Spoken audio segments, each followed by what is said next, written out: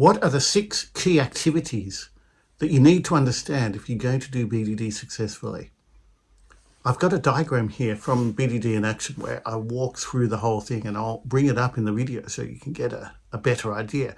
But essentially, the thing that you need to understand is that in BDD, we start with a discovery phase where we do try and understand the requirements, get clarity on the requirements. But the term discovery, I always found a little bit vague and generic, because discovery happens at multiple levels, and there are multiple facets. It's very fractal.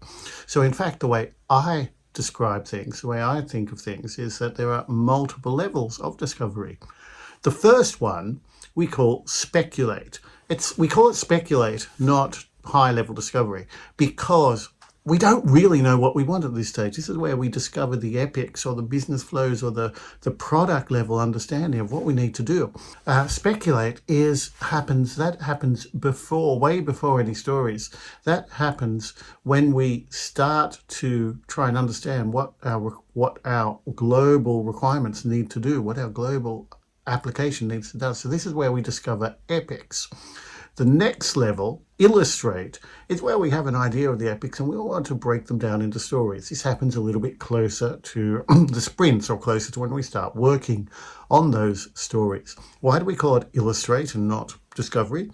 Well, because the key thing that makes BDD different is that we illustrate the requirements with examples and counterexamples. We illustrate, try and define the rules, articulate the rules, and then illustrate those rules to understand what they are about. And one of the most effective ways of illustrating rules, of describing rules, is to illustrate them with examples. So that's why this second phase, which happens before work starts, and is often called the 3 amigos, and where we do things like example mapping and feature mapping, and even just working with tables, bring up an Excel spreadsheet and bring up some tables of data and go through some examples and counterexamples that way.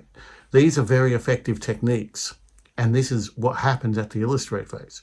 Then we get into the formulate phase, where we turn those examples into a structured format. We may well use Cucumber. If you want to use another tool, that's fine. The tooling is not important. Use the tool that works best for you, gives you fast feedback, gives you living documentation, gives you business readable transparency on doing those requirements. And then from the formulate phase, you pass into the automate phase, where you actually turn those executable specifications into code. You do this is what we sometimes call ATDD, acceptance test driven development, where we drive the code from the acceptance tests, start to write the code. We do TDD at the lower level, we build some code, and then when a feature is ready, we can validate it automatically. That's the next phase. So running automation is not very useful if you're doing it in isolation. Running automation is useful when you use it to get feedback, fast feedback, and that's why validate is so important. The validate phase is where we run our automated acceptance tests on a build server as part of a build process and get validation, get confirmation that our features do what they're expected to do. And we can move to the demonstrate phase, where we actually use this evidence as a basis for our demonstration. We might also do exploratory testing here as well, very often. And so that concludes the cycle. We can then get feedback on what we learned out of that cycle and feed it into the following speculate and illustrate phases. So they're the 6 phases of BDD that I walked through in BDD in action in great detail. But I just wanted to record a really quick video just to explain especially that distinction between speculate and illustrate, which happens right at the start. Hope you found it useful.